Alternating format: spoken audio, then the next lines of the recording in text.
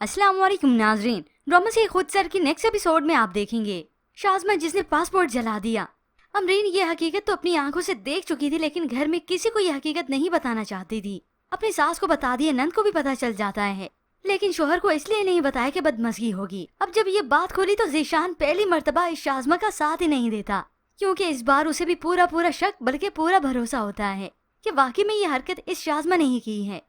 कि जब रात को मैंने इसे बाहर से आते अपने कमरे में देखा था तो ये मुझे देखकर घबरा सी गई थी। इसी बात की वजह से उसे यकीन हो जाता है कि शाज़मा बिल्कुल झूठ बोल रही है। अब शाज़मा के घर वाले आए तो उन्हें भी ये हकीकत अब मालूम होती है कि शाज़मा को बेइज्जत करके इस घर से निकाला नहीं गया, बल्कि वो खुद इस घर से गई है। शाज़मा की माँ तो ये हकीकत मानने के लिए बिल्कुल राजी नहीं थी, मगर ज़ीशान आकर फिर से इस बात को दोहराता है तो आखिर इस शाज़मा की वालदा को यकीन करना ही पड़ा। यूँ आफान के जाने का वक्त भी आ जाता है। यही ज़ीशान एयरपोर्ट तक अपने भाई को छोड़ने गया, तभी गाड़ी में दौराने सफर वो इजहार करता है मर्द को औरत को पहचानने में देर नहीं लगती, खास तौर पर तब जब वो उसकी बीवी हो। अब ज़ीशान इसी वक्त बात मानता है कि उसकी आंखों पर पर्दा पड़ चुका था मोहब्बत का। जब आंखों पर मोहब्बत का पर्दा पड़ जाए ना तो उसका कोई ऐब दिखाई नहीं देता। यूँ और वक्त भी गुजर गया, मगर ये ज़ीशान शाज़मा को लेने नहीं जाता। अब की बार उसकी भी जिद है, गलती इसकी है और इसे घर से निकाला भी नहीं गया तो ये अपने घर वापस भी खुद ही आएगी। ऐसे उबैद जो कि पार्टी ऑर्गेनाइज करता है तो सभी वहाँ पर इनवाइटेड होते हैं। इस शाज़मा को वहाँ भी बातें सुनने को मिलती हैं। शाज़मा तुम्हारा शोहर नजर नहीं आ रहा, तुम अकेली आई हो क्या?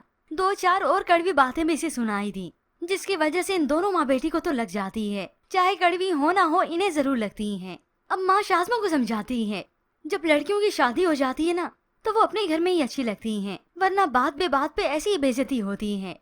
अब यहाँ पर क्योंकि दाइम भी मौजूद है तो कुछ ही देर बीतने के बाद यहाँ पर रिदा भी आ जाती है अपने मंगेतर के साथ। दाइम की उस पर और उसकी उस पर नजर पड़ी तो दाइम फौरन से उसे इग्नोर करने की कोशिश करता है, क्योंकि रिदा का मंगेतर उबैद का दोस्त ही है। फिर यूं ही कुछ वक्त बीत जाता है तो ऐसे में मार्केट में दाइम की मुलाकात इत्तफाकन ज़ीशान से हो जाती है।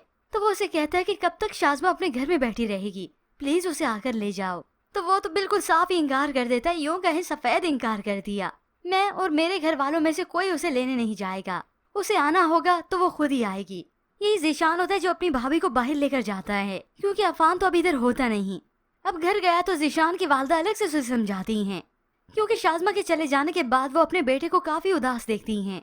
देखो बेटा, मियाँ बीवी में से अगर कोई एक भी बेवकूफ़ी की हरकत करता है ना तो दूसरे को समझदारी से काम लेना पड़ता है। तो ज़ीशान माँ को समझा देता है रिश्ते दो तरफा कोशिशों से ही कामयाब होते हैं और एक तरफा कोशिश तो बेकार ही होती है। अब ये शाज़मा जो कि बार बार ज़ीशान को कॉल कर रही थी, आखिर ये ज़ीशान उसकी कॉल अटेंड कर लेता है और तब हुक्म ही झाड़ती है, ये शाज़मा मैंने तो आपको फ़ोन इसलिए किया है कि ये मुझे बिल्कुल पसंद नहीं कि आप पराई औरत के साथ घूमें। ये सुनकर ज़ीशान को तो गुस्सा आ जाता है, वो पराई औरत नहीं है, मेरे भाई की बीवी है। सुन लिया तुमने शाज़मा? अब ये शाज़मा आज नहीं तो कल अपने घर वापस खुद ही आ जाएगी और फिर आकर अपना हिसाब अच्छे से चुकता करेगी। ज़ीशान की बहन को सबकी नजरों में अलग से बुरा बनाएगी और इस अमरीन को दिन में तारे अलग से दिखाएगी, क्योंकि अपनी बाजी खेलना ये अच्छे से जानती है। शैतानी दिमाग जो है इसका।